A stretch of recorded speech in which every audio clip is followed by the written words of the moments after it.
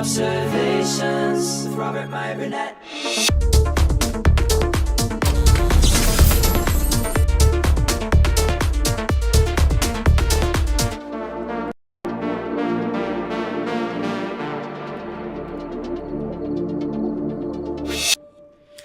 Well, greetings, imagination connoisseurs. Welcome to Robservations Midnighter, episode number 3.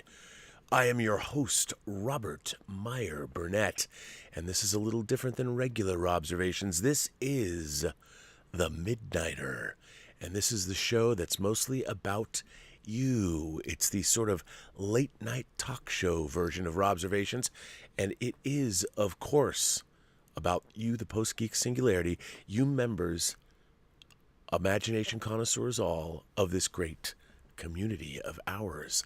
Let's try it and see if we can make this show work now. So once again, I'm going to start and begin with this article that I just read. It's amazing. It's deja vu. So this was in Deadline tonight, 8:23 p.m. Doctor Strange casting of Tilda Swinton as the Ancient One was a mistake, says Marvel Studios president Kevin Feige. The controversial casting of Tilda Swinton as the Ancient One in 2016's Doctor Strange was a mistake, Marvel Studios president Kevin Feige has admitted. Speaking to Men's Health for a cover story on Shang-Chi and the Legend of the Ten Rings star Simu Liu, Feige said the uproar over casting Swinton as the Tibetan magic arts guru was a wake-up call. We thought we were being so smart and so cutting edge, Feige said. We're not going to do the cliche of the wizened old wise Asian man, but it was a wake-up call to say, well, wait a minute, is there any other way to figure it out? Is there any other way to both not fall into the cliche and cast an Asian actor? And the answer to that is, of course, yes. The accusations of whitewashing the character saw Marvel at the time claim it supported creative freedom, including in casting. Marvel has a very strong record of diversity in its casting of films and regularly departs from stereotypes and source material to bring its MCU to life, a statement issued at the time said. The Ancient One is a title that is not exclusively held by any one character, but rather a moniker passed down through time. And in this particular film, the embodiment is Celtic. The statement added, we're very proud to have the enormously talented Tilda Swinton portray this unique and complex character alongside our richly diverse cast. Swinton herself said that casting her in the role was an attempt to avoid offensive racial stereotyping, avoiding this kind of Fu Manchu ancient man sitting on top of a mountain called the Ancient One. They made this decision to not perpetuate those racial stereotypes.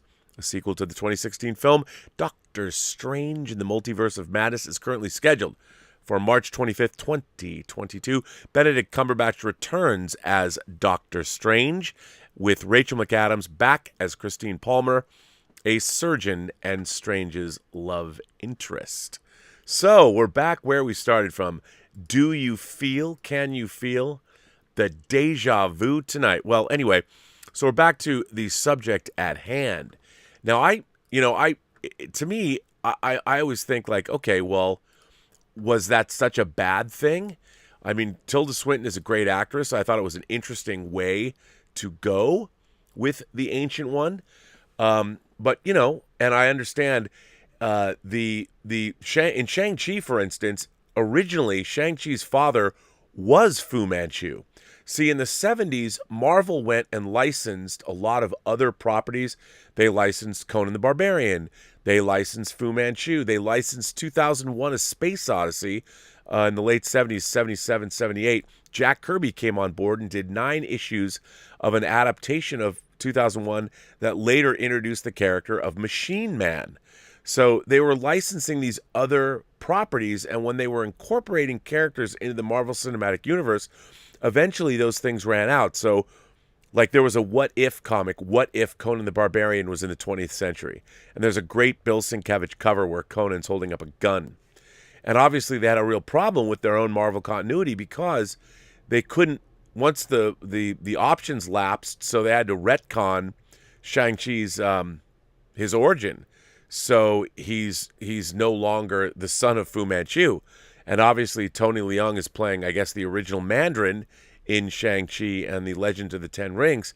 So I mean, I understand why everyone's being sensitive, and I think it's important. I mean, the Marvel Cinematic Universe is being watched by a very diverse group of people, and so it's definitely something that I think is important, and it's something that makes sense. And making a Shang-Chi film and also making a Black Panther movie, they are getting very diverse, and they are bringing in, and when they do, like, obviously Black Panther had some of the great black actors that are working today. I mean, the cast was unbelievable. And Shang-Chi, the fact that my beloved Tony Leung, who I love so much, is playing the Mandarin.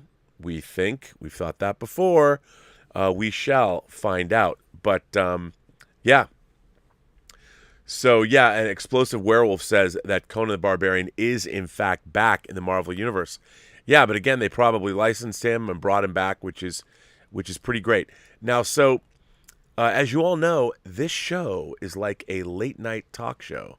So, what I'm going to do is I'm going to drop the link so you guys or girls or gentle beings or kind souls, however you identify in these 28 known galaxies, if you want to come on this show live, all I ask is you have a good camera setup and a good microphone so we can hear you. Dax Jacobson says, does Rob do this a lot? Well, Dax, let me tell you, this is a new show.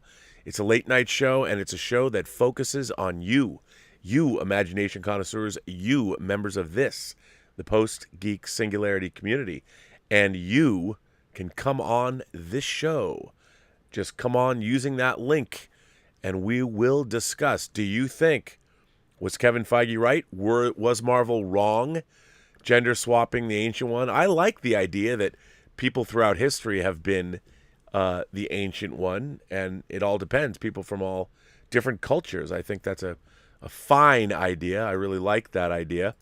And we've got Jeremiah, who we met 2 nights ago. Jeremiah is here.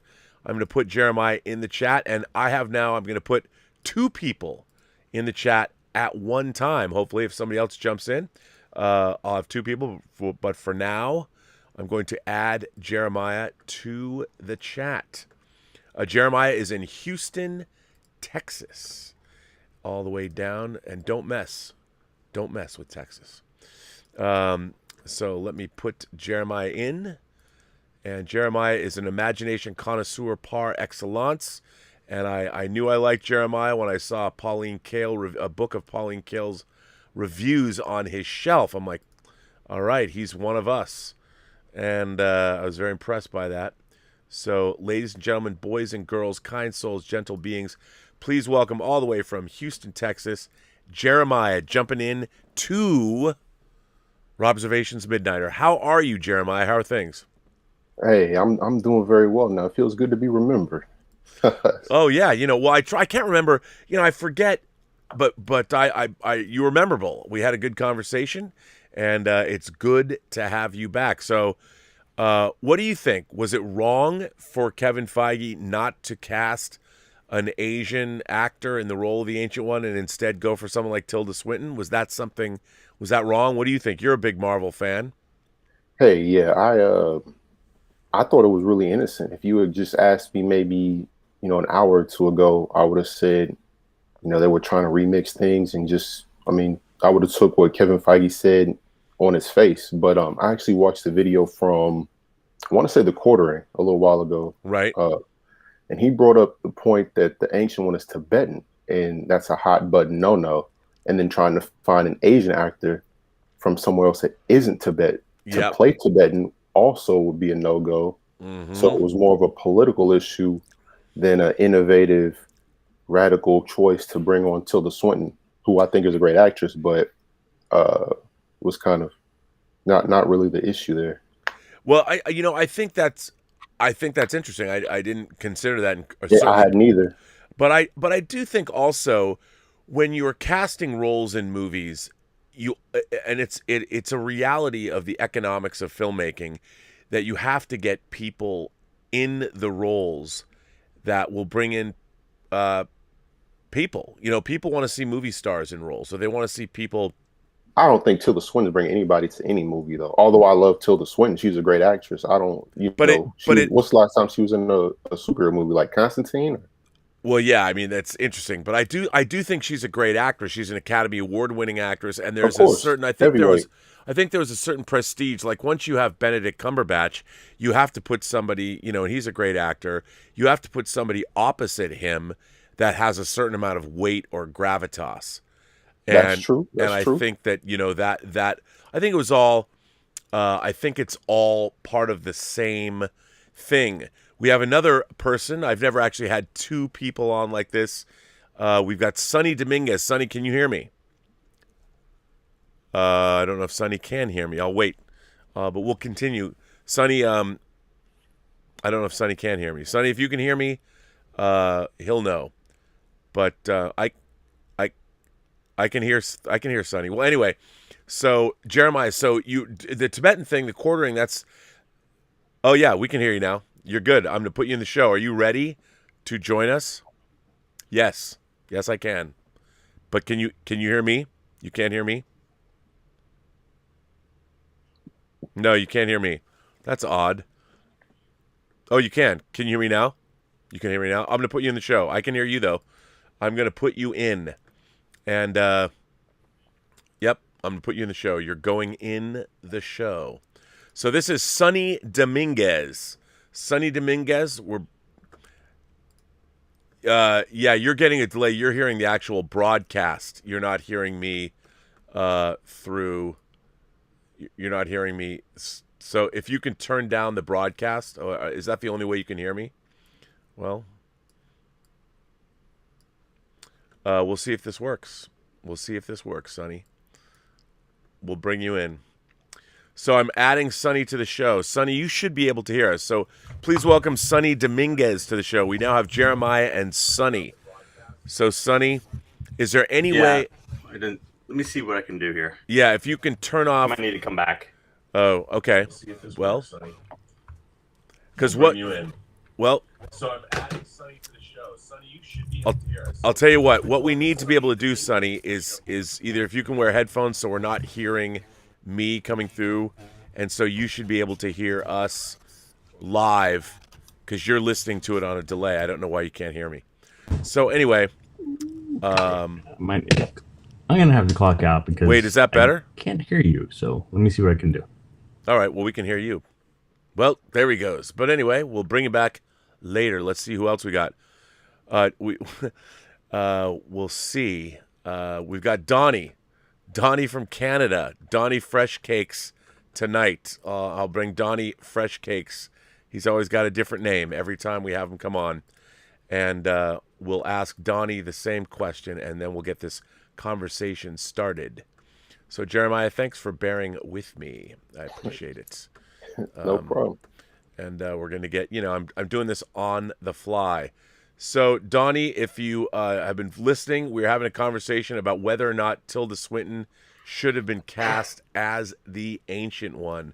So you've met him before, Donnie, all the way from Canada.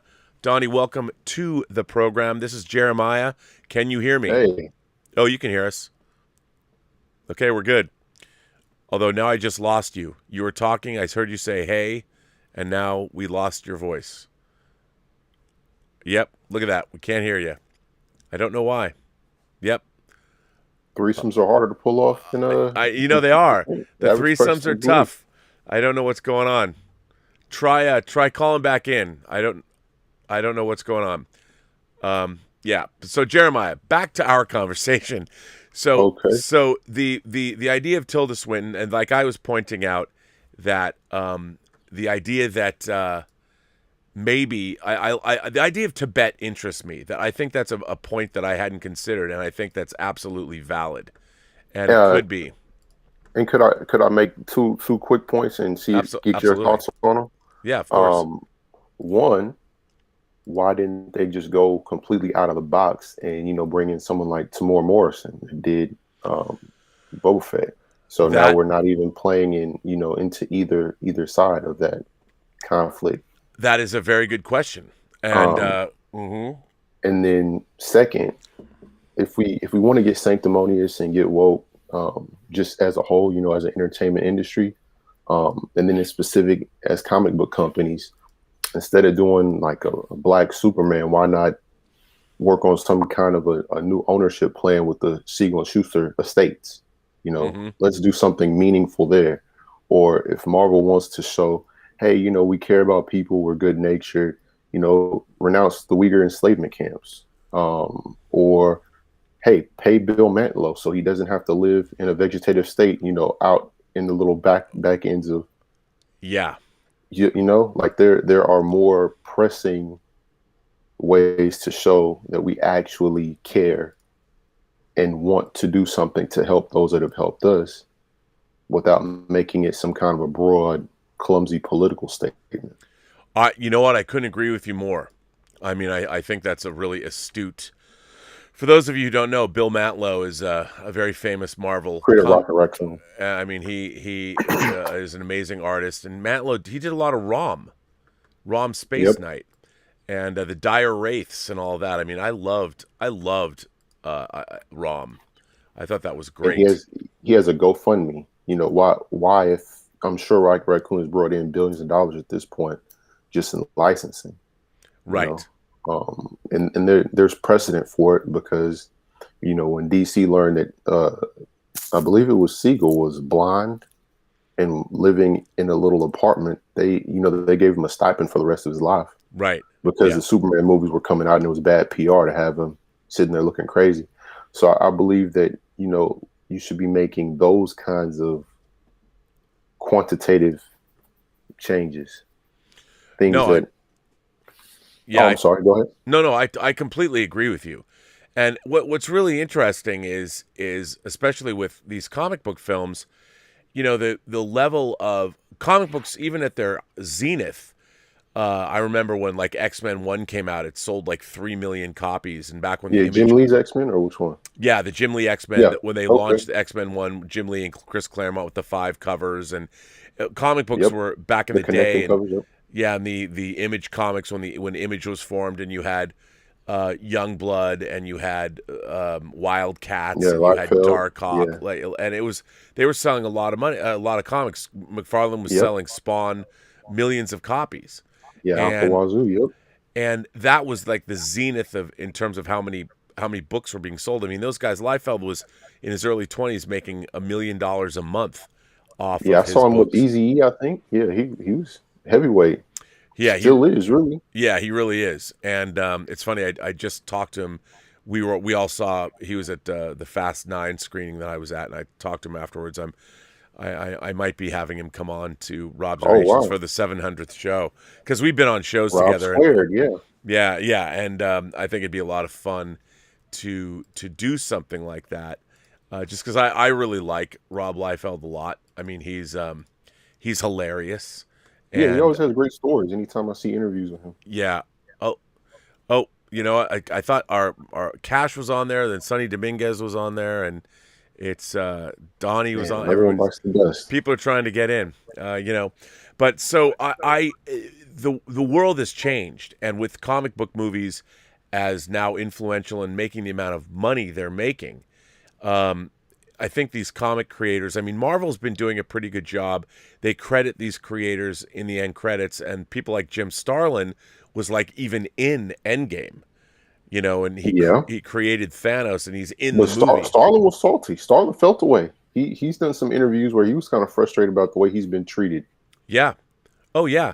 And he's got his own creator stuff too, but he's been a cornerstone of both Marvel and DC for a long time.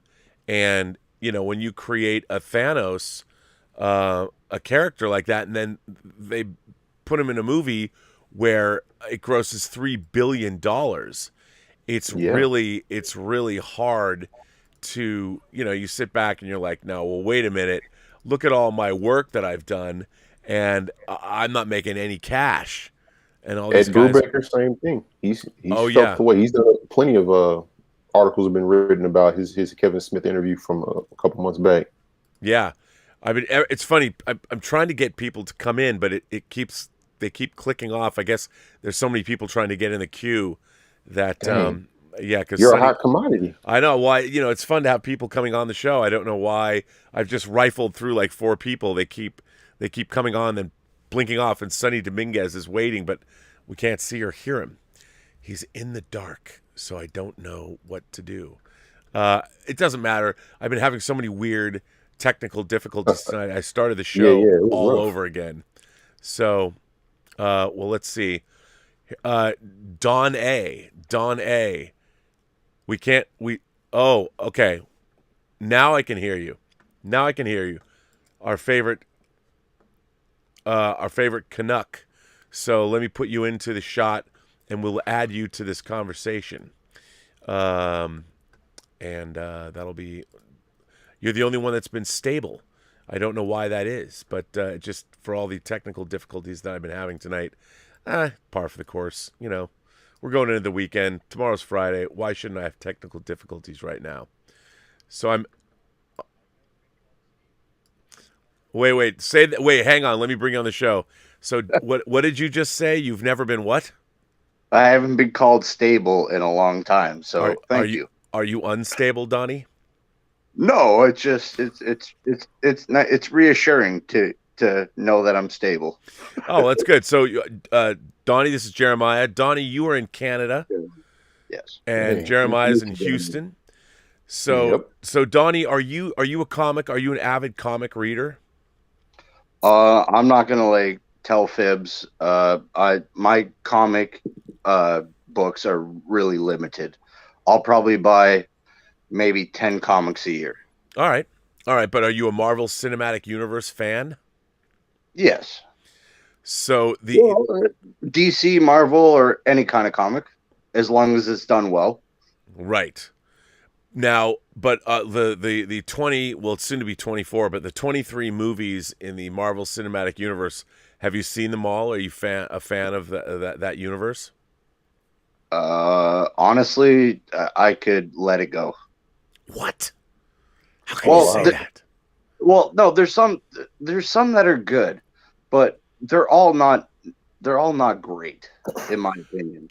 I would agree with that. To me, it was Punisher, the first Punisher movie. Oh, not the first one. The 80s was the first one. Right. You mean the Thomas Jane one? The Lundgren, yeah.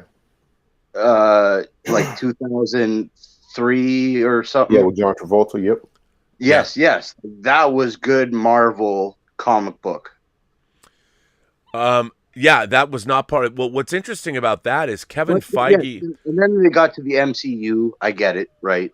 If I were to say MCU movies that are my favorite, Guardians, Captain America #1. The first Avenger. Yeah, first Avenger, right? Oh shit. Iron Man #1. Right. I can't believe that slipped my mind. Iron Man #1. No love for Thor 3 or Guardians of the Galaxy 2?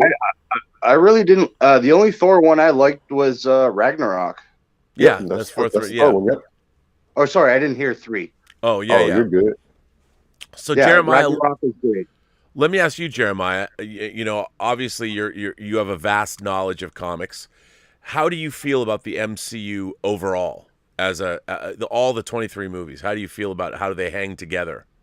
Bob Iger broke it down pretty well in his book, and it's a machine at this point. I wanted it to be a little bit more, to push towards that Empire Strikes Back level of just our tour vision. But to Donnie's point, they're all kind of pulled in by a certain level of corporate gravity. So, they can't really soar to those heights that they really could. Right. If we were dealing with a Warner Brothers situation where they give you a long leash, Christopher Nolan is considered the visionary behind it and allowed to realize his vision, or Zack Snyder's considered the visionary, or Patty, whoever the person may be underneath that Kevin Sugihara banner before he left. But I think in a situation where Marvel doesn't have a clear idea what they want to do, that's when you can shine. Like Black Panther, they didn't really know. One executive compared, Rocket Raccoon and Black Panther and said, one of them is more believable than the other. Back in the interview before either one of them had come out, and said, I don't know if audiences are ready to see Wakanda. That's kind of a tough pill to swallow for some people. So I think Guardians of the Galaxy, they didn't know what to do. So, they brought on Gunn, who of course has shown that he has a great voice, great vision from even like stuff he's written, like Belko Experiment, that he doesn't direct himself. He still has that same style, the same sense of humor. They took Guardians that nobody cared about and made it amazing. Yeah, and they wouldn't have known what to do with that without him. Black Panther, they wouldn't have known what to do without someone like Ryan Coogler. Thor 3, they had no clue what to do with Thor after that horrible, just dark, bleak, strange second movie. Yeah, the dark one that was directed by Alan Taylor, who, I heard he didn't have a really great time directing that movie. Exactly, because Patty Jenkins was directing that and dropped out. Yeah. And with the Wonder Woman. But I believe that was a situation where Marvel had something they wanted to do, like Malik had to have that Infinity Gem. Right. It had to fall their way, or there was a no-go.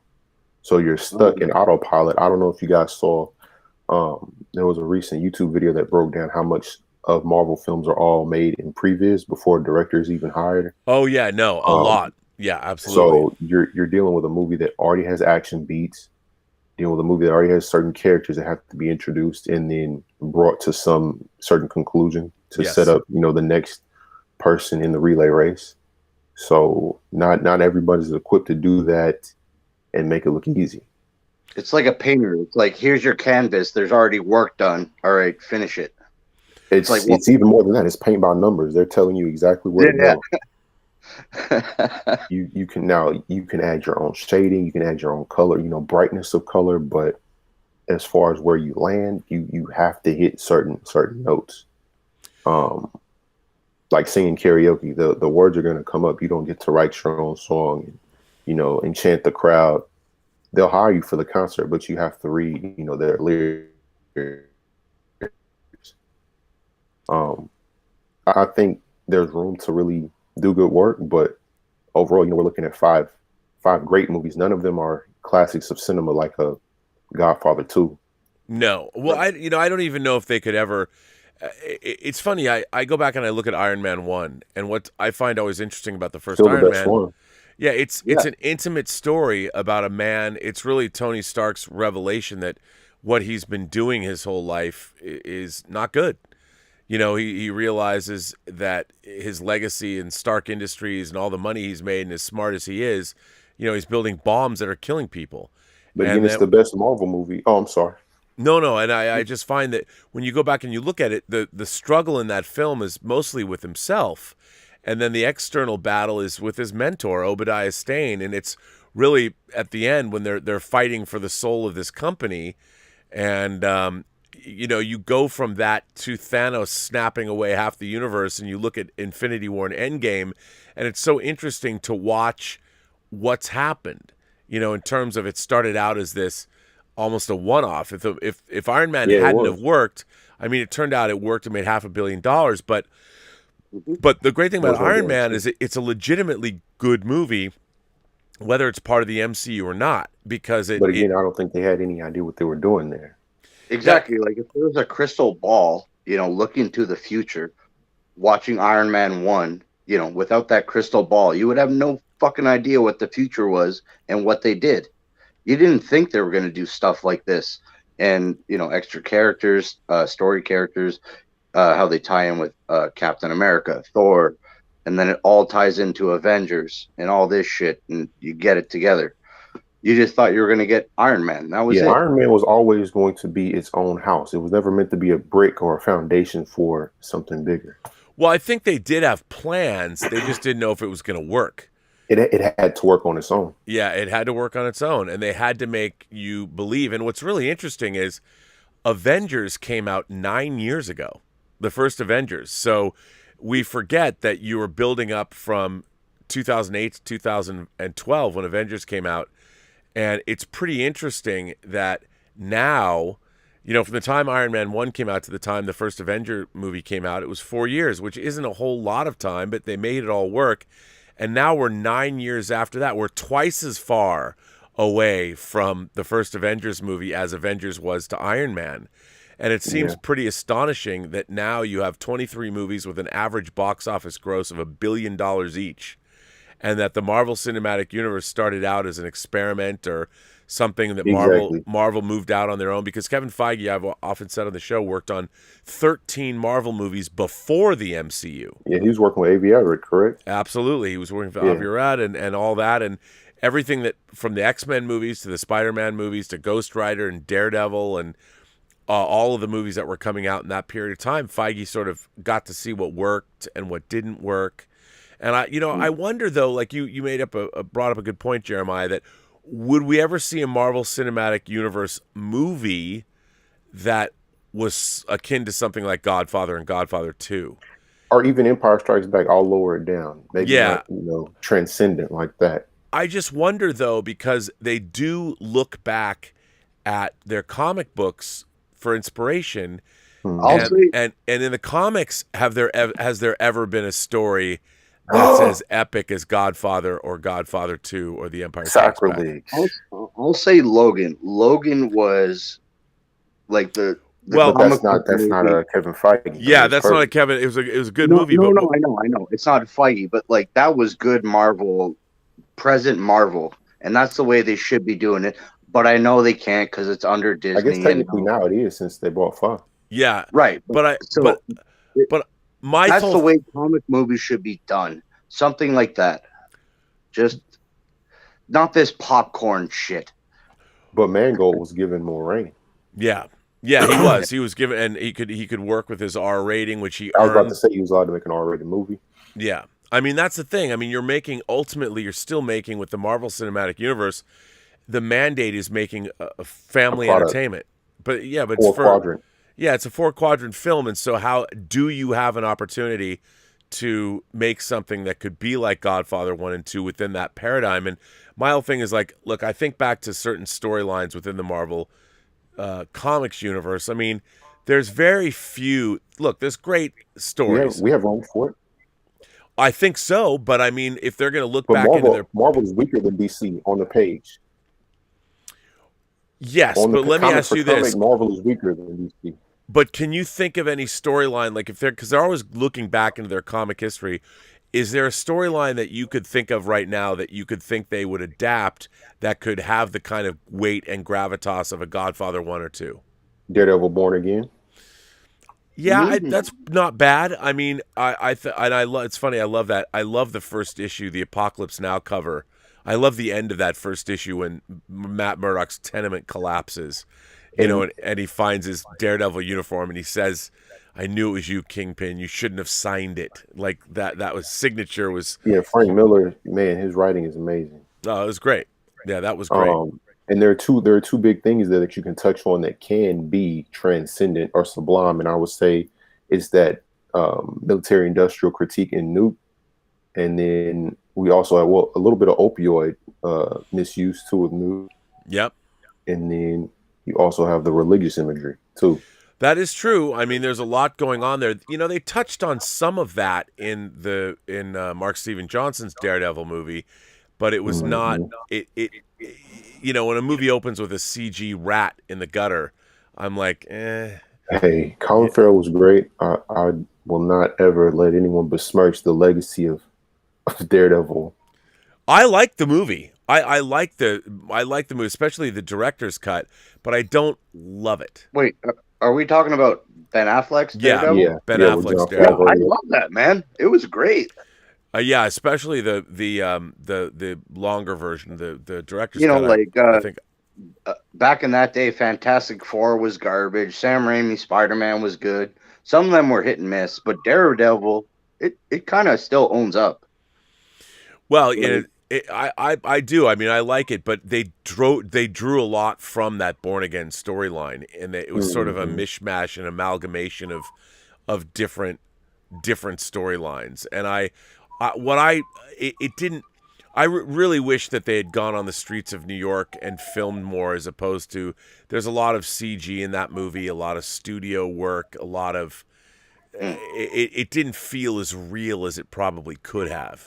I mean, they were flying blind a little bit. I don't think they had the same, so to speak, same faith in the. Oh yeah, wow! I hadn't even thought of the point. But yeah, there was no blueprint for this type of movie back then, so they just kind of relied on the effects. It was just like Blade 2 back in the day had a lot of effects that were kind of goofy, and Spider-Man 2 had a few little rubbery situations happening, but that was because they had no North Star at that point. Right, that's exactly right. I think Iron Man 1 was so good because they had to come up with everything on the fly, and there was no set script, and Jon Favreau was allowed to add his personal touches. Yeah, no, I think so too. And they really, it was very interesting because we had the X-Men universe, which is kind of all over the place, and that was over at Fox. Daredevil was at Fox. I mean, people forget they even made an Elektra movie. Oh, I'll never forget. Man, Jennifer Garner was great. Really? Like you dig that one? I mean, compared to Catwoman. Yes. Okay. Well, yeah. Well, that one, put that in the dumpster. I feel like it was adequate. Again, when there was no other major female-led superhero films. Yeah, I mean that's true. There weren't, and that's something that's definitely something to take into consideration. But Elektra herself, to your point, Rob, Elektra has had stories by Frank Miller, by Bill Sienkiewicz, that could be adapted and be made into something. Elektra Assassin 2 level. We're looking at something that could be like The Raid or like The Long Kiss Goodnight. Definitely. No, that's definitely true. I mean, I would love to see something like an Elektra Assassin be tackled, because that was a pretty insane. That was an insane. I just don't know if that could work. I'm wondering if the MCU will eventually start making movies outside of its own continuity. Like, could you do an Elektra Assassin movie that isn't part of the main MCU? And would that be something that they would do? Punisher movie. Yeah, I mean, it'll be interesting, because I did like the Punisher as portrayed in the Netflix shows.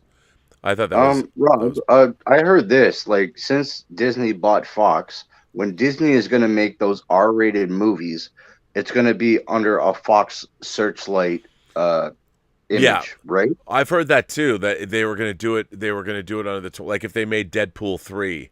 But then I've also heard that maybe he'll be in the MCU. I just don't know. I mean, that could be really hilarious if Deadpool could interact with the entirety of the MCU. There could be really great stuff there. But again, that would make it one of the things about the first Deadpool movie was it was relatively inexpensive. It cost only self-contained. Yeah, it was really self-contained. So, if they could. But do if more, Disney more wants to make those R-rated Fox movies, they'll put it under the Foxlight search. Yeah, yes, just regular Fox, and then Fox Searchlight is their prestige brand. Like Nomadland was a Fox Searchlight movie. So I think Garth Ennis has written some great Punisher stuff that could be translated to that level of a Goodfellas or I mean, I think so. You just need the director who want to tackle it. I mean, do it like Todd Phillips did with Joker. That's what I'm curious about. Like, would they allow that? I'm loath to lump anything in with Todd Phillips' Joker movie, because that was so derivative of Taxi Driver. So without derivative. Giving me. I was just gonna say. Give me that. What if? Sorry, what's the character in Taxi Driver? What's his name? Travis Bickle. Travis Bickle. Yo, what if Travis Bickle was in that mosh pit when Joker became the Joker?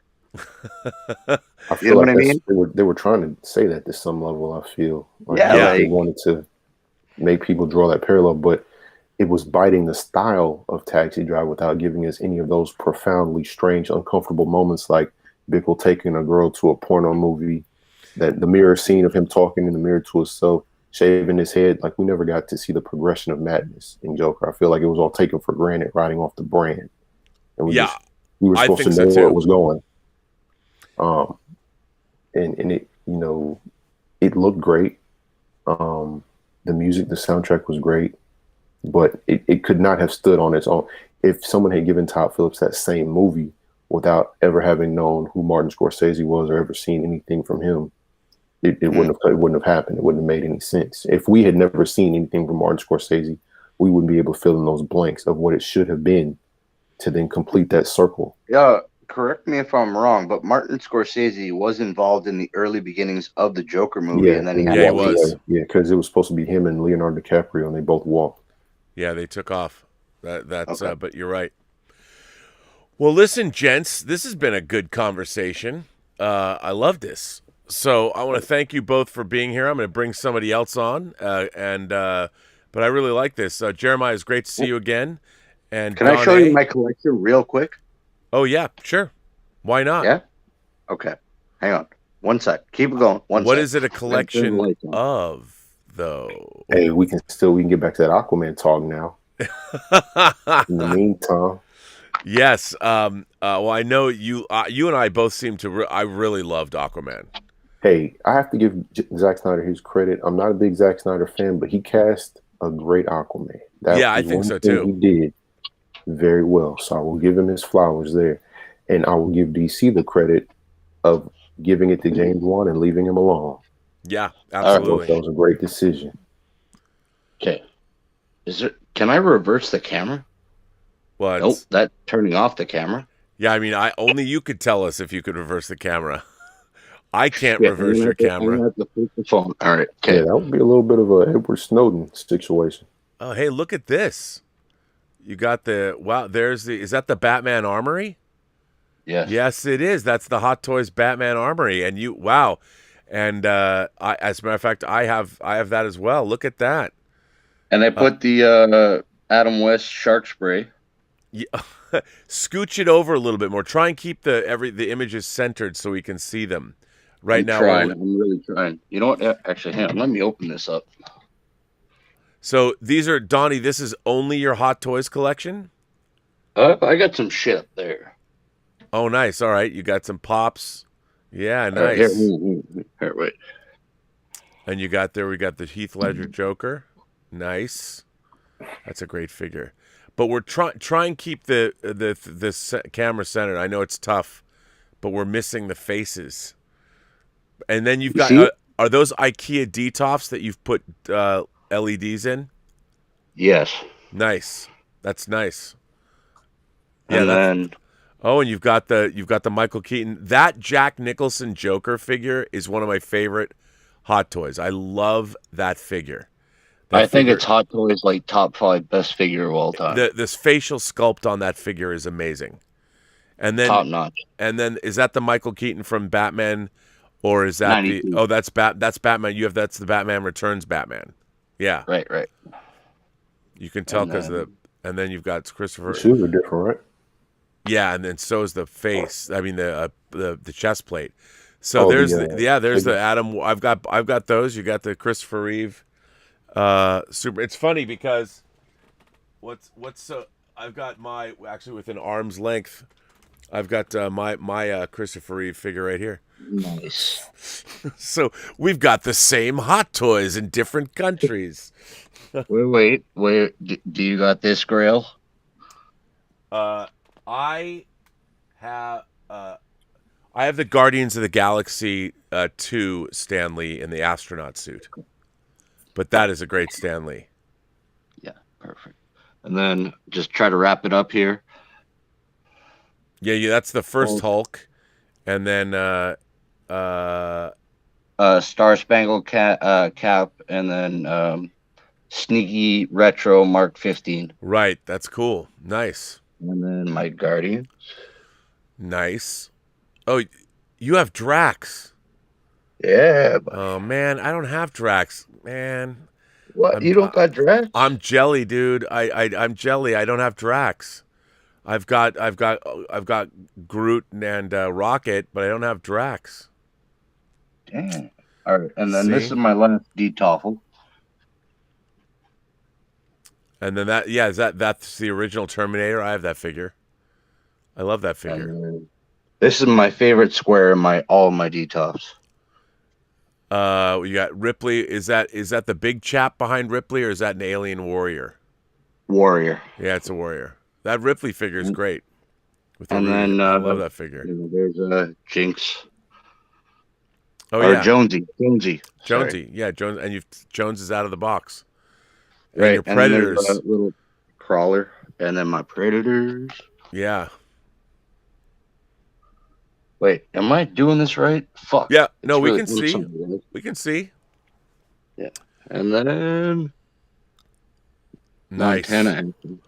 Oh, and you've got Tony Montana, and I love that you have Tony Montana, Judge Dredd, and RoboCop in the same case. Yeah. That's great. That's a pretty good collection you have there. Nicely done. Yeah, man. Thank you. Jeremiah, I've been meaning to show you, and I figured, fuck, I keep forgetting. I got to show you. Oh, that's great. I love the D-tops with the lights in them. Jeremiah, do you have any Hot Toys figures? Do you collect any action figures? No, I've stuck mostly comics. They're a little bit more in my price range, but I can respect a good Hot Toy. Yeah, but you're a father, aren't you?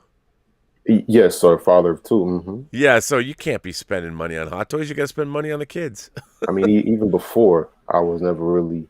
I understood it because I really love all the characters and love their designs, especially in some of the MCU films. But I feel like if you guys always make it seem like they're Lay's chips, so I didn't want to get addicted and then fall into a spiral. So they are Lay's chips. Well, what you'll do is when your kids get older, you'll do it together. You'll collect them all together. By the way, how do you have a Richard Simmons action figure? Well, remember on your birthday, I showed you him in the box. Right. Oh, that's him out of the box now. Wow. No, I managed to find a second one, so I got him out of the box. Wow. Yeah. Oh man. See, I never would have even thought to get a Richard Simmons figure. I wouldn't have either. Rob, be sure to exercise. Well, gentlemen, this has been an enjoyable conversation. Can I throw one more question at you? You can take me off actually after I ask the question. Okay, absolutely. I don't have to be here for the answer. So whatever happened with the Will Smith and Beyonce Superman and Wonder Woman, I feel like we had an opportunity to have a really great on-screen new diverse representation before it was a woke thing and political and all that. Yeah, I that's a good question. I don't know. Because I liked Hancock. Did you see Hancock, the Will Smith superhero movie? It was terrible. It was. I directed it to death. But I liked him. I liked him as the character. I thought Will Smith. I get it. It was a bad movie, but it was believable as a character. Like if you had those superhero powers, you've been alive that long, you're going to be hitting the bottle and like. Yeah, I mean, I liked because I really have always liked Will Smith, and I liked it. But yeah, the movie was nonsensical. I mean, I didn't like the film at all. Visually nonsensical. Yeah, but when you live that long, you'll become miserable and be like, hey, Hancock, fuck off, kid. Yeah, but no, I would like to have seen that, a Beyonce, Will Smith, Superman, Wonder Woman movie. I would have watched that. Can't act her way out of a paper bag, but she will put butts in seats. Yes, she's a horrible actress, like the Megan Good level horrible. But she definitely would have attracted some people in to come watch the movie. I would have watched that. I mean, why not? It would. I'm just curious why it fell apart. But Will Smith, is there ever been another bigger actor that has passed on so many big roles, Django, Neo, Superman, but still remain, so viable? I don't know. I mean, I don't think there's ever been another actor to pass on so many big roles but still succeed. Yeah, it's amazing. But I'll tell you one thing. Thank God Jamie Foxx got to play Django because, man, I loved him. Wait, how did work out? My last question, or how close are we to getting Todd McFarlane's Spawn movie, Jamie Foxx? Man, they've been talking about that for years. It's a snowball. Yeah, I know. In hell with Spawn. Yeah, it's tough. It's tough to say. All right, last question. What did you think of the 97 Spawn? It brought the world Michael J. White, so I really didn't like the film at all. No, you didn't know John Leguizamo. No, you weren't down with the clown. No. I mean, look, I liked the comic. I thought the movie was interminable. I couldn't. Hey, that's the perfect word for it. All right, like in a nutshell, what did you not like about it? Real quick. I didn't believe any of it. I hated the effects. I hated the way the film looked. Yeah, they leaned on the effects too much, but the director was an effects guy. I think he came Yeah, from VFX. Okay, well, the effects are one thing. Well, what about story log, dialect? I just didn't think it was well done. I didn't like, because I liked the comic. I think I own the first 100 issues of Spawn, and I really enjoyed the comic. And I just thought I wanted it to be more. I wanted it to be more like The Crow, the film version of The Crow, like Dante's Inferno. Yeah, or like that. I mean, it didn't know what tone it wanted to be. I mean, the clown, which I love Leguizamo, but it seemed like he was in a different movie, and it was too soon. The effects weren't ready yet. No, it was all over the place, and I really actively hated that movie when I was watching it, because I wanted something different. I just wanted something different, and it wasn't. I felt that it didn't hang together. Yeah, it was the VFX team was doing one thing, the people on the ground shooting, principal photographer doing something else, and yeah, mixed bag. It was bad. Well, gentlemen, I want to thank you for being here. Great conversation. And again, we had Jeremiah in Houston and Donnie up in Canada, America's hat. So is this like midnight peace instead of midnight metal? Like, I guess it is. Midnight? It is. It's the Midnighter. It's the Midnighter. It's everything you want. But yes, it's definitely more peace. Yeah, midnight peace rather than midnight metal. Well, gentlemen, thank you for being here. I very much appreciate having you part of the show once again. It's great to have you both, and we will see you. We'll see both again. So that was great, and let's see if Sonny's still out there. Sonny, can you hear me? I can hear you now. That's all good. Let's bring in Sonny to the show.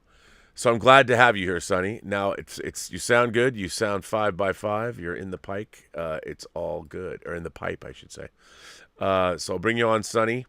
Let me just I'm going to put you into the show.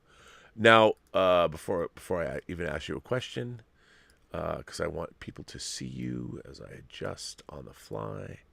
This is hard. What I need is a producer to do all of this for me. Which would be great. So this is Sonny Dominguez. Sonny, welcome. Where are you coming to us from tonight? Burbank, California. Wow, you're just down the street. Yeah, I was originally born and raised in Dallas, Texas, but I'm just down the street. And funny enough, I work at the Pasadena Cheesecake Factory. And I've met you before. Yeah, we've met before. Yeah. I was going to say, so you were born and raised in Texas? Yeah. And when did you migrate to California? 2005. So I've been out here 16 years. What brought you to sunny Southern California? Dare I ask? I wanted to be an actor, and yes. And did you go to school here, or did you come here after school? I came after school. Actually, I went to Baylor University, and I actually got a religion degree. So it was going to be people suggested I'd be a pastor or something, and I got my junior year into the degree. I'm like, yeah, this paid ministry stuff's not for me. So. No, why wasn't it? Why wasn't it for you? A little bit had to do with the politics, just too much, and also a lot of judgment, saying, "Oh, these people are sinners," and not a lot of grace, and just that almost like that bubble structure. But not only the church has it, but any type of institution or things. I like how you put that, though. Not a lot of grace. Yeah. I mean, is there money in grace? There's more money in fire and brimstone and sinners, and yet that seems diametrically. I mean, religion has become as commercialized as everything else. That's for sure. And was that disappointing for you? In some ways, yeah. But but because of what I believe, it didn't really affect it. It's just like, this is not the world for me. I still have my beliefs, but I'm not going to be a part of this community or job thing. So right. So now you're in LA, and how have you found LA? You've been here 15 years now, 16 years? Yeah. So how has it been for you? Your experience? I mean, I'm always curious because I moved here from Seattle. I didn't really know anybody. I just picked up and moved here, and it was kind of crazy. It was a very different experience than it was living in Seattle. Did you find LA to be very different from Texas? Well, in some ways, I was prepared for it because I've always been an imagination connoisseur. So I always loved Hollywood, either classic Hollywood, 70s Hollywood. So I kind of already knew they had a different way of thinking, and Right. I just that's one of the things I love about movies. They can bring you into a new world, and so when you go visit it in person, you're like, I don't have much of a culture shock because I already know how Right. the lay of the land is. So I'm glad you identify as an imagination connoisseur. I love to hear that. Yeah. So what were some of your gateway things, like when you were a kid? Like, was it Star Wars? Was it Star Trek, the Ninja Turtles, like comics? What was your thing? What got you on the path? Funny enough, pro wrestling. All right. Yeah. Like in the 80s? Yeah. When you're like, it's funny, even John Carpenter, they were covering pro wrestling in the pages of Fangoria magazine. Pro wrestling was huge. Yeah, just something about the spectacle of it all. And then I said, when I was in the 6th grade, I went to a private Christian school, and Mr. Peterson, on his desk, he had a magazine called Wizard Magazine. All And I right. go, what's that? And it was the one with Spider-Man on the cover where he had the little hat, the wizard hat, and I think it was like issue 9 or something like that. Not the first one, or maybe it was the Venom issue. Yeah, that's the one I saw. And I'm like, ooh, what is that? And then my brother took me to go see the Addams Family movie, and then we went to a comic book store around the corner after the movie. And my first comic book I picked up, Uncanny X-Men 281, first appearance of Bishop, but it was a reprint. Oh, I know what that cover looks like too.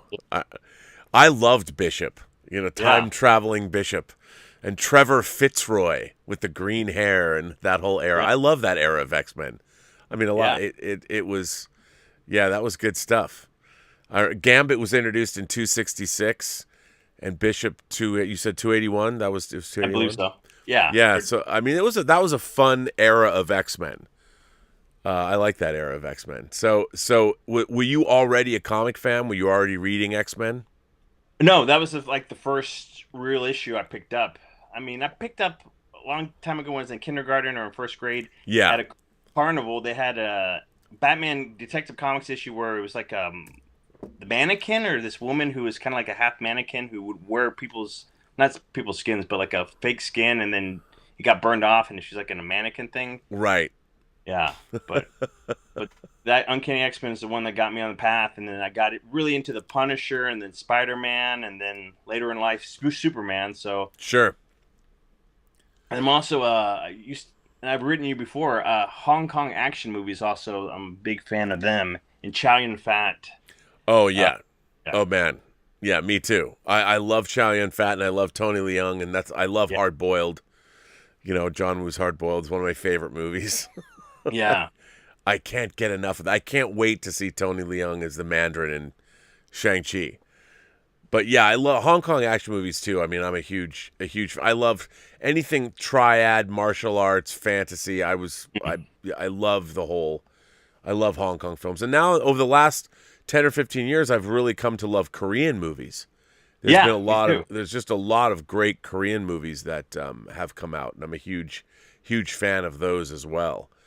And so, some beautiful films. I mean, and the filmmaking is first rate. I used to grow up watching martial arts films in the 70s that were made in Hong Kong, and they were kind of slapdash. They weren't exactly.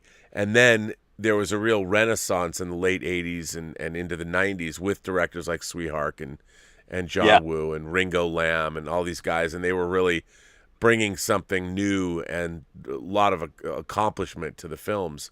And then the Korean film industry, my God, I mean, movies like I Saw the Devil or The Handmaiden or even The Host, Bong Joon-ho's films. I mean, I love that stuff. And I have a question, because, do you think they tell characters a different way? Because if you talk about those movies like the Chow Yun-fat, Tony Leung, their characters, you didn't really have to really dive into the backstory. You just kind of met them and you started following them, and you're like, okay, very simple, and you kind of related to them easier. Yeah, I mean, I think they're much more operatic and melodramatic. I mean, they do melodrama better than we do. Like in Hard Boiled, Chow Yun-fat drowns his troubles in a jazz bar, and he plays the saxophone, and he's still this hardcore cop. And I think that there is a simplicity to that storytelling that we would never. I don't think Americans would ever buy off on that. You know, but I wonder if is it good because we're Americans? I mean, I know John Woo is a big. His films were big in China, but I'm wondering, like, they just have a much more melodramatic and whimsical way, even in their triad movies. They're so heightened, you know. It is like opera. There isn't a lot of naturalism to any of those movies. It's all like, these are the villains, these are the good guys, and there's all kinds of emotion, like emotions flying around. My God, you know. Right. And when Tony Leung's like, every person like that dies when he has to kill somebody when he's undercover, he makes the little origami cranes and hangs them from the ceiling, you know. And that would never fly in an American movie.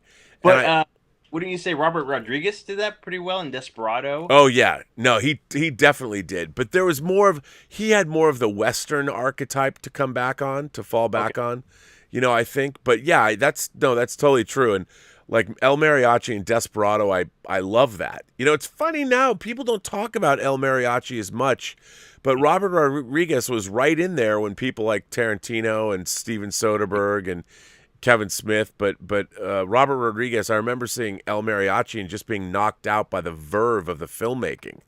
You know, the coverage. It was like seeing Sam Raimi when I first saw Evil Dead. I was like, wow, you know, this guy really knows how to move the camera and put it places. And I felt that about El Mariachi, which is sort of the lower budget Desperado, and Desperado was almost like the Evil Dead 2 of the franchise. And I was a big fan of Rodriguez, and I like Desperado. It's not perfect, but I really like it a lot. And same with it hit me at the perfect age. My dad took me to see Desperado, and I was like, wow. And I guess for the first time I saw, man, Mexicans can be badass. Of course, you later find out he's really Spaniard. But right. I was like, as a kid, I was like, whoa. I even my dad bought me the movie poster and had it framed and everything. So, but yeah, just that type of character work, especially when I watch foreign films now, or just like more like Taylor Sheridan, I feel like he has kind of same quality. You just drop in and you kind of already know these characters. And I think all these bigger budget Hollywood movies, they kind of have to go, here, we want you to like this character. The other people go, like the Hong Kong and Asian films, and then like Rodriguez and Taylor Sheridan, it's like, these are my characters. You can either like them or you can't, but just follow them along this journey for a while. Yeah, I mean, I like Hell or High Water. I love that movie. You know, and I think that kind of character work is why we all like movies anyway. It's always the characters.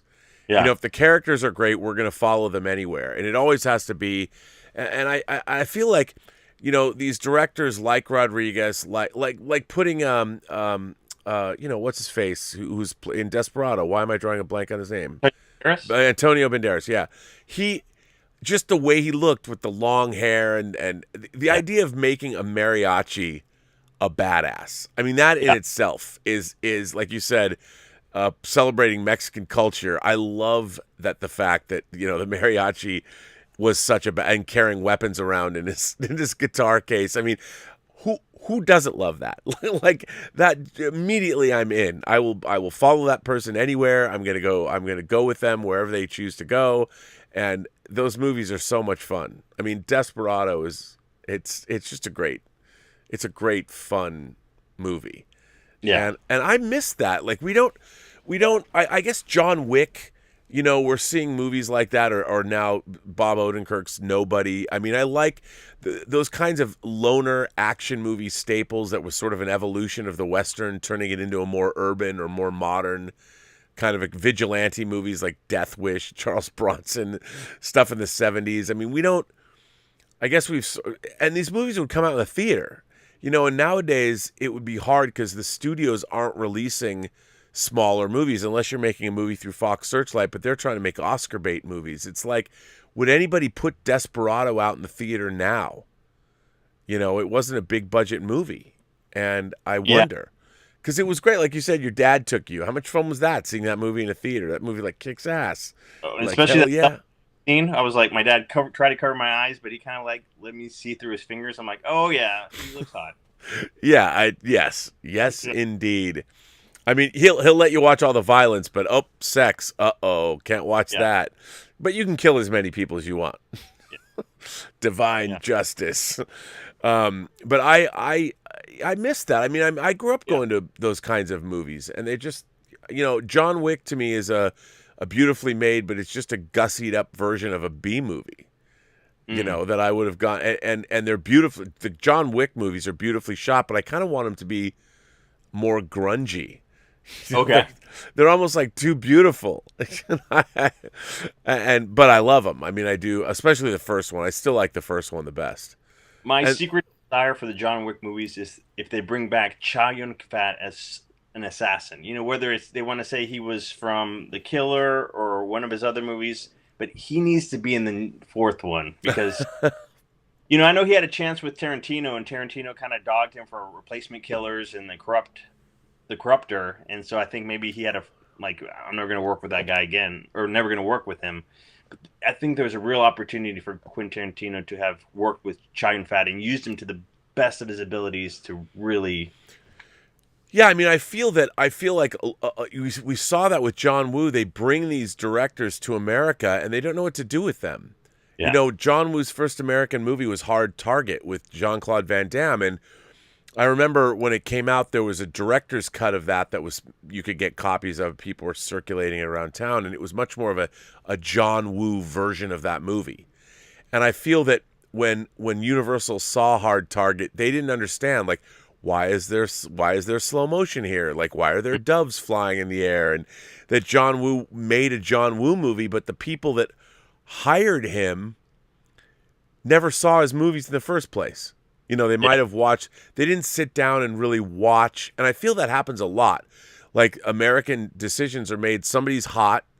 They don't necessarily know why that person's hot. They're like, we got to hire that guy. And then when they hire these people, they do what they do, and then the final result is, well, that wasn't what I wanted. Right. And I'm like, well, why didn't you hire somebody whose work you understood or knew? Why did you? And I feel that happens a lot. I mean, it happened with like Ringo Lam when he came here, and Sui Hark too. These other directors that made great movies in Hong Kong, and I feel that they just didn't know what was up. And I think that's a bummer. Yeah. I think it's a real bummer. So what are you looking forward to now that we're moving out of coming? Are you back to work? Are you working now? Can you work? Yeah. Oh, that's good. So that's good. So you're back to work. What are you looking forward to for the rest of the year? Are there movies coming out? Like, do you want to see the new Bond film? Do you want to see Dune? Do you want to see the Marvel movies that are coming out? Yeah, I'm actually looking forward to the Black Widow. Yep, me too. And then I went to go see, because I have the A-list. I went to go see Those Who Wish Me Dead. Oh, how was that? I wouldn't say it's his best, but John Bernthal's wife was awesome in that movie. Like, every movie that Tyler Sheridan has had, he builds up suspense to the point when it has the release valve. I literally cannot help but, and I'm not a very quiet person when I watch a movie, but he's the only one I will actually yell at the screen when, like, yeah! Like, and it's funny being a religion major who believes in grace and love and all that, but I love revenge movies. I don't know if it's my, like, I want the villain to, like, not just die. I want him to suffer. Well, it's divine retribution. Yeah. It's Wrath of God stuff. That's another thing. I want to see Wrath of Man, and I want to see A Quiet Place 2. Oh, yeah, Quiet Place 2. That was supposed to come out the week before the whole lockdown, so. Right. And everyone says it's great. Everybody, all the online reviewers who have seen it say it's great. I really want to see it, so I can't wait to see that.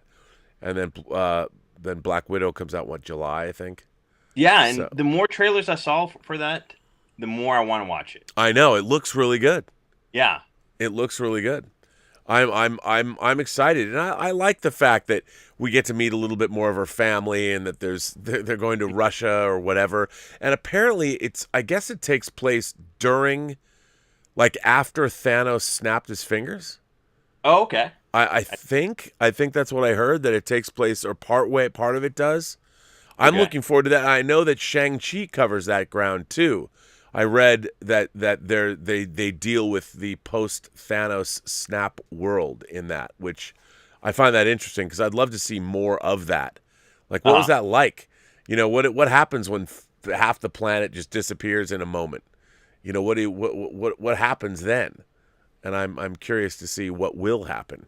So, well, listen, thanks for being on the show. I really appreciate having you here. And I'm going to switch out and bring on someone else, I guess. All right, I appreciate it. I love these midnight things because I'm a night owl. And and I know you have a lot of fans always saying, you really helped me get through this past year with the lockdowns, because I know you're very in the middle with a lot of things politically, and so am I. And then when the stuff happened with you, similar stuff was happening with me. My people on my Facebook friends deleting me, saying, "Oh, I can't believe you're so in the middle about certain things," and I kind of felt alone. But then when I was watching what was going on with you, I'm like, "Wow, okay," and just how you were handling stuff, and you're being real, and that reminded me I wasn't alone. Oh, I appreciate it. I have to tell you, it was a little baffling since you brought it up, because I made one tweet that was connected to a video, and I thought, I forget that people.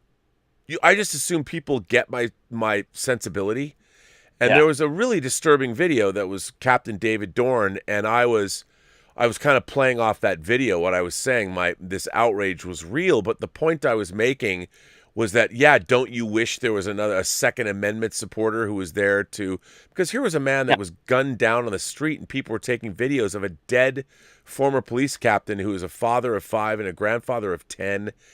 And yes, I was using strong language, but what was surprising to me was that people that I thought knew me, that I worked together, that I had decent relationships with, like I would roll in on the Schmodown, play my Ric Flair inspired character, and leave. Yeah, like I never hung out with anybody. I mean, and I liked, I've been working on Collider for years, and it was a really strange situation to have people that I'd work with come after me. I'm like, you guys didn't even call me up and asked me, and it was so strange because I had never said a bad word about any of those people, And you really haven't still, and that's what's admirable about you, and makes me, when my buddies or people I knew who started defriending me or being this way, it's like, you know what, I'm going to take the Robert Meyer Burnett approach and just kind of like, Well, that's the thing. I mean, like, I don't. What I try and do is, it can be hurtful. There were people coming after me calling me a trash person. Yeah. And I'm like, it's funny because I'm on YouTube every day talking to people and navigating the waters. You never know when you say something. It's hard. You're on camera live. Think about it. In our culture, if I were to say one wrong, I mean, I'm myself. What you see is what you get. And one wrong thing. We live in a world where, and I find it interesting that, like, if somebody said something I found particularly offensive, if it was somebody I knew, I'd call them up and go, dude, come on. Exactly. Why'd you say this? Please explain to me if I was deeply offended by it. But I think that what's weird is I think we now live in a time where people want to get angry because they feel that by doing so, they're vanquishing evil in the world. If they can pinpoint that person's bad because of their opinion, by going after those people, they feel satisfied. So a lot of the outrage that's happening in the world it's all about the people that are going after people. They're making it about themselves because they're putting themselves in the position of the righteous person. Like, I'm going after this person because I must make the world a better place. And I'm like, you know what? That means it's about you. It's not really, I mean, the old biblical adage, let he who's without sin throw the first stone. And that's where I feel we're at now. Like, whether you are a believer or not, the foundation of Western civilization is Judeo-Christian scripture. And you have to know your Bible, your Old and your New Testament. I mean, so much of our literature, the great works of literature, are tied to the Bible. Like, one of my favorite stories is the story of Job. I've always loved the story of Job, and I'm like, I'd love to see somebody make like the ultimate modern day I mean, people have made versions of that story, but I've always loved the story of Job, and now I feel that we live in a time where we're one step away from mob justice all the time. Like, say the wrong thing, and you have people that will want to take away your livelihood, and I think that's weird. Like, why do you want to hurt? You're hurting somebody. Like, you don't know if somebody is the breadwinner of their family. You don't know if they're paying for their aunt who's in hospice care because she's dying of cancer, and you don't like what somebody says and you go after them. You have no idea what's going on in their life. And people are now in a position where via social media, you can destroy somebody. And I feel that people think that that's the right thing to do, is go after people. And my take on it is, I don't think it is. And I always say that there's, in addition to what I say at the end of my shows, I do believe that there's a side to every story, and the truth lies somewhere in between. Yeah. And it's just been discouraging when I watch people in the industry, where they're up and coming actors, writers, directors, who have those traits of wanting to hate somebody for their opinion. I'm like, continue, because I love Hollywood and I love the industry and I want to be a part of it, but some of these people are making me not want to be a part of it, like, ugh. Yeah, and it's weird. I mean, a lot of it's people that I would generally think would be on my side. Yeah. Like, we're on the same side of things, and I wonder, I mean, we live in a country where, and here's another thing I don't understand. So the United States is a big place. And if you live in a modern urban city, if you're like whether it's New York or Boston or Chicago or Miami or LA or whatever, living in a modern American city is much different than if you live in, say, a farming community in the Midwest. And the things that you're dealing with on a daily basis are very different. We're all still Americans. We all have that baseline of understanding what America is. We all believe in the Constitution, the Bill of Rights, or whatever. But yet our experiences of day-to-day life are vastly different. And what I don't understand is, why don't people recognize that? That somebody who's a rancher in Wyoming has different needs and different things going on than somebody who's trying to make their way in LA. And the guy in Wyoming, who might be a dyed-in-the-wool Republican, and that doesn't make him a bad person. A rancher in Wyoming has a lot of different things going on than somebody in, like I said, in the cities. But we're all Americans. And yet people are, that guy's a Republican. So the Republican Party, it's still an American party, and people have different needs depending on where they live. And America is a very diverse in terms of its landscape and the way people and where people live. Things are different all over. And I find it so strange now that it's like, well, you were either on my team or the other team. Like, what, there are only two teams? Yeah. There's 50 states and Puerto Rico, and it's like everybody has different, everything is different all over the place. We're not just the same. And I just don't understand why we're not looking for we're not looking for our common ground, what we all have in common. I mean, and now I find, like, right now, watching what's going on, like, they're going to vote whether they should have a committee about what happened on the 6th of January. And you've got some Republicans who said, no, we should investigate what happened. That happened today. The vote happened today. Right. We should vote what happened. Like, 35 Republicans voted, and now the rest of the Republicans are yelling at them. And Trump is going after them on social media. It's like, well, wait a minute. What? They have to vote the way you think they have to vote? I mean, not every Republican has to vote for everything that's you can have dissension within your own party. Not every idea is great. I mean, the idea that every Republican is supposed to vote a certain way or that every Democrat is supposed to vote a certain way is odd to me. Like, so what? You have a party line that you're supposed to toe? And America is a big, bad, diverse place, and we should love it for what it is. I mean, it's still a place where you can go anywhere you want. You can reinvent yourself. You don't have to carry papers to go from state to state. And there's a lot to love. And I think ultimately, I really believe this, Americans, like I've used this example before, but if, let's say, you're in the movie Witness and you're in an Amish community and you're going to raise a barn, the whole community shows up. Well, if I was going to do a big project in my front yard here, my neighbors on either side of my house would come over and say, hey, man, do you need a hand? Can I help you? And people do that. I more often than not, if your car breaks down, someone will stop and help you out. And I still believe that about Americans. I still think that's true. And my experience of life, yes, I've had bad experiences, but I've had a lot more good experiences that outweigh the bad experiences.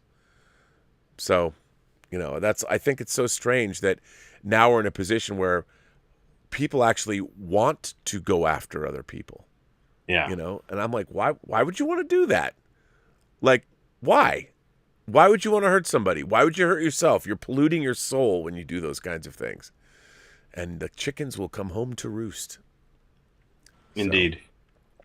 Well, listen, man, it's great to have you here. It's great to meet you, and I'm sure I'll meet you again. I mean, I've met you before, but I'll see you again maybe in Burbank.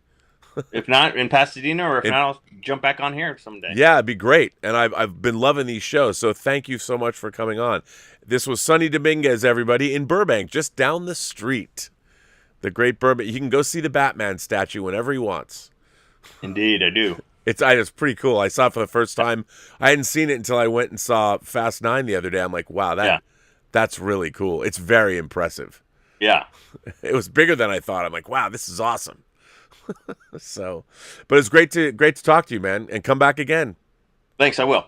All right.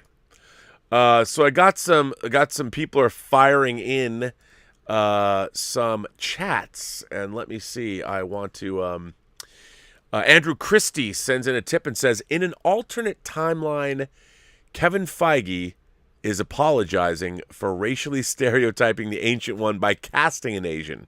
Identity politics will always shift the goalposts. I tend to think you are correct about that. It's so weird.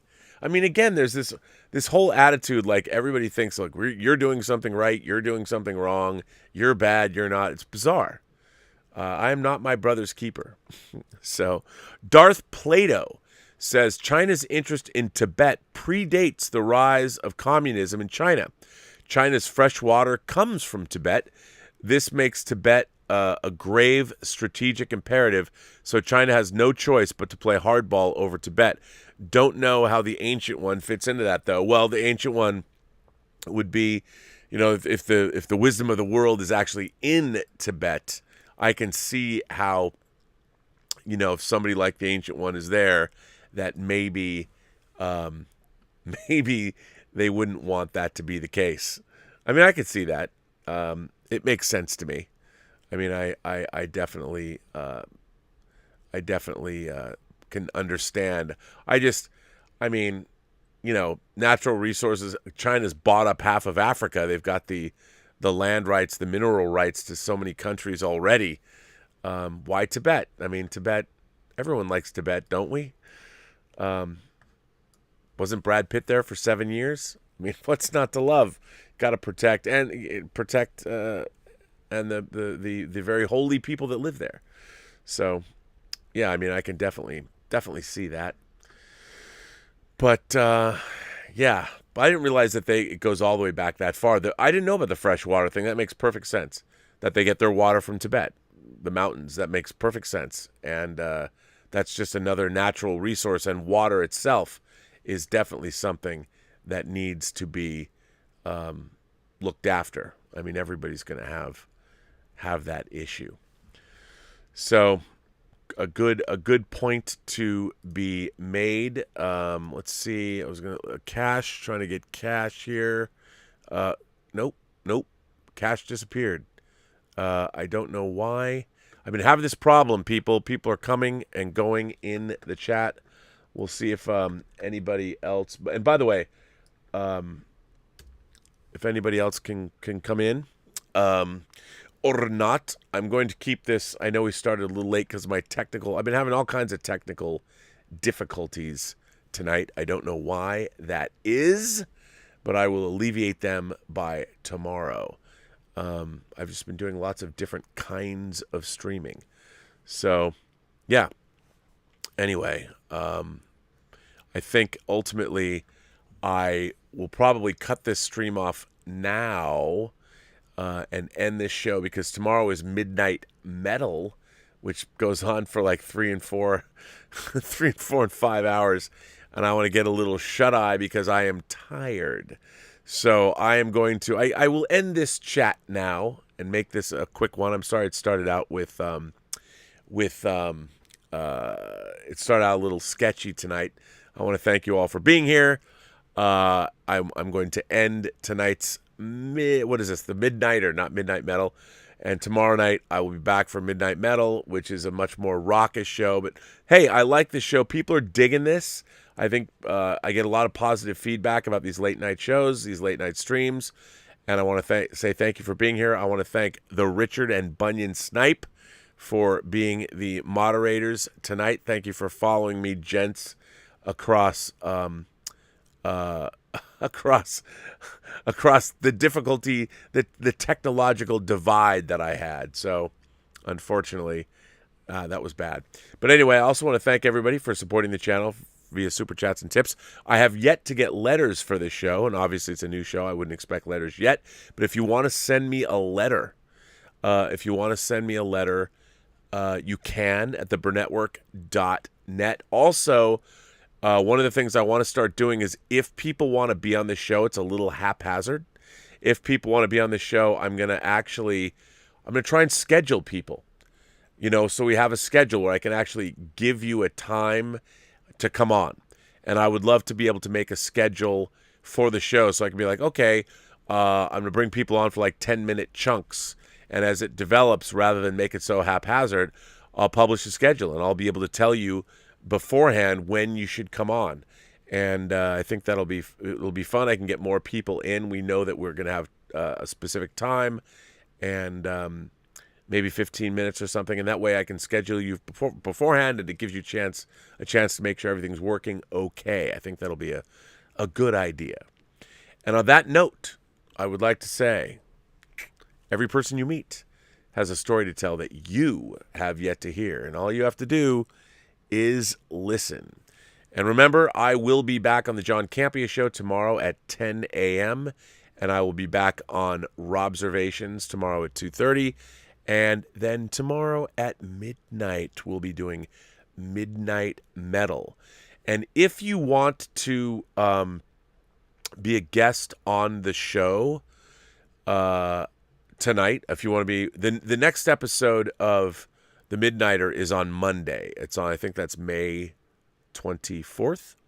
It's on Monday. And so if you want to come on the show, start sending me letters at theburnettwork.net. Just tell me that you want to be on the show, and I'll have your email address, and I can start making a schedule of people when they can come on, and that'll be easier to get people to get on the show, and we can schedule people, so it'll be much easier. And on that note, I would say to all of you, have a better night, and thanks for being here. And I'll see you tomorrow.